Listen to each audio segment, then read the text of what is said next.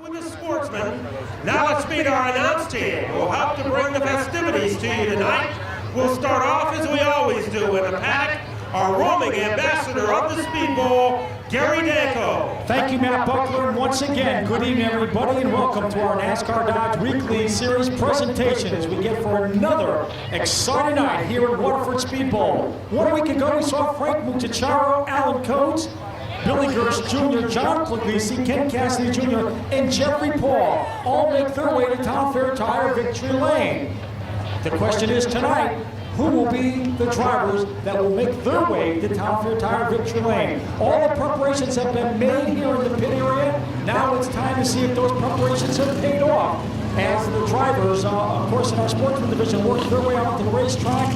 Right now, we'll see if all of the hard work that they put those race cars here this afternoon and this evening will pay off. Guys?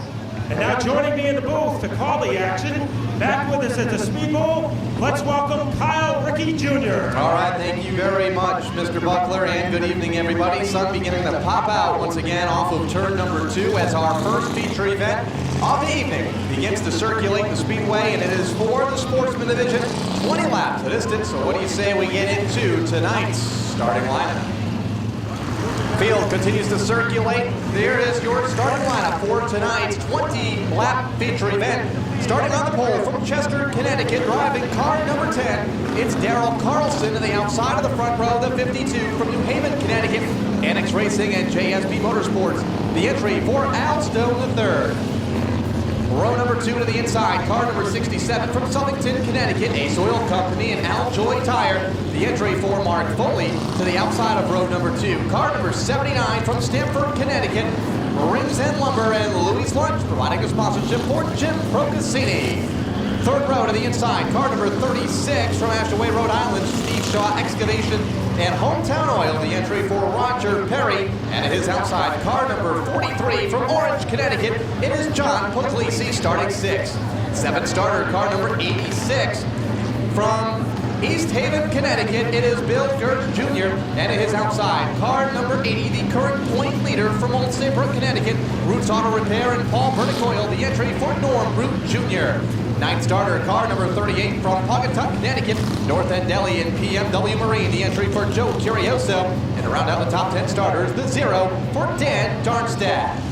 11th starter, car number 2 from Stafford Springs, Connecticut, PBG providing the sponsorship for Tim Fogg III, and his outside, car number 8 from Cromwell, Connecticut, it is Ed Clark. 13th starter, car number 83 from Old Saybrook, Connecticut, it is Ronnie Oldham. To his outside, the 6 from Hope Valley, Rhode Island, Richard Staskowski, as the green flag is set to wave on the Sportsman. Set to get out to a big start is Al Stone III in car number 54. Darrell Carlson hanging right with him and making a bold move in the beginning is Mark Patrick Foley.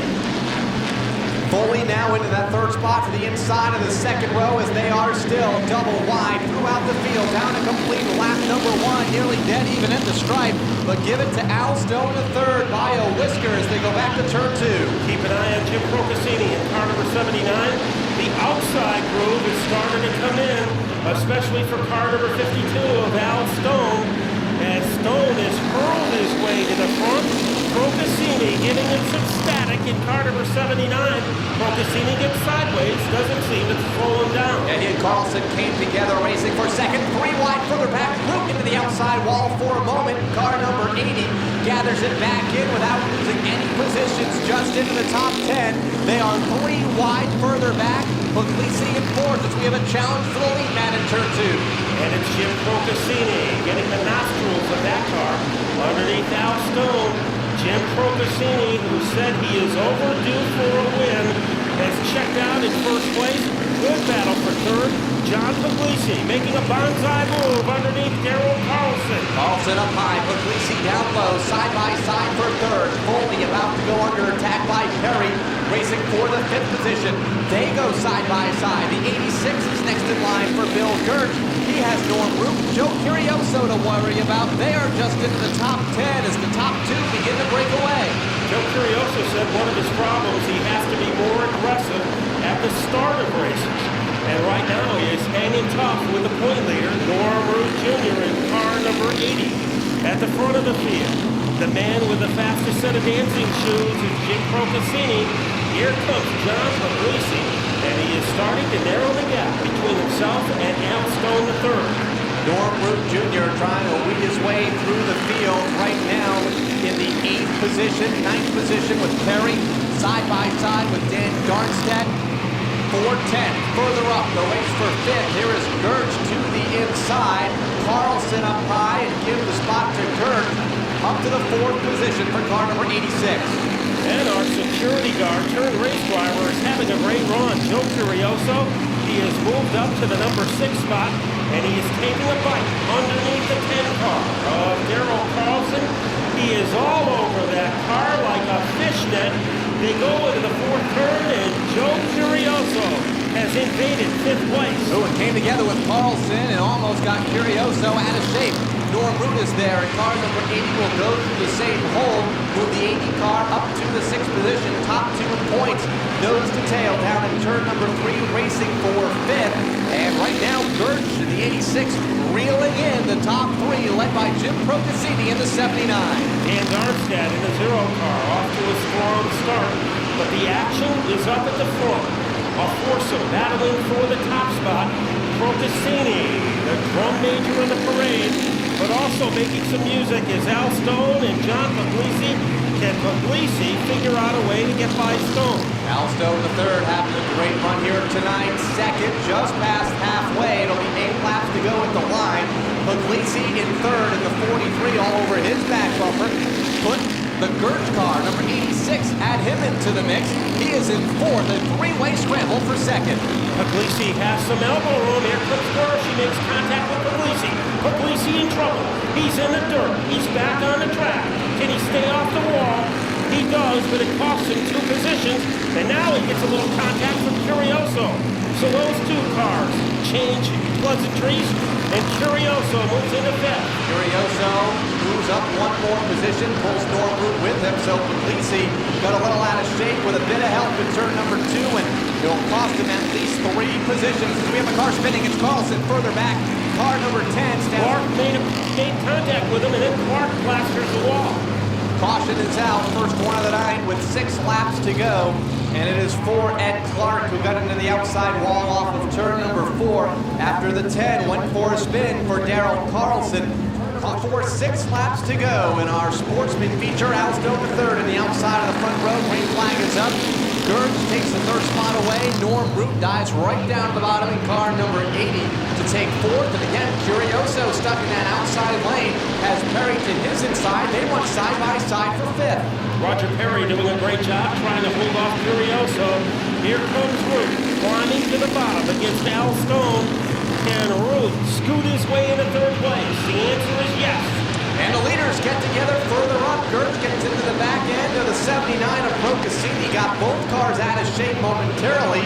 They hang on to their top 2 positions, but here comes Norm Root Jr. to the inside of Gertz for 2nd. A Tasmanian devil move by Norm Root Jr. in car number 80. Trying to push his way into 2nd. They bounce their way into the 4th quarter, and the orange 80 is moved into 2nd. Let's see if he can catch Jim Procaccini with 3 laps to go. Started 8th, and he's within a car length and a half from the lead. Procaccini out front, off of turn number 2. It'll be 2 laps to go at the line.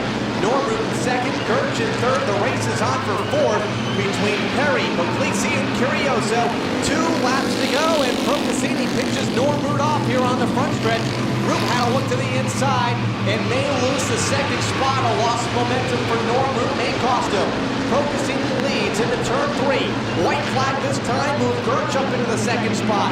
Root back to 3rd, trying to regain that lost ground into the final lap.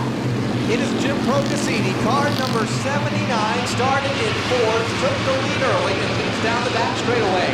Well behind the 79, the race for 2nd between Norm Root and Bill Gertz. Off turn 4, Jim Procaccini to take the race win here tonight.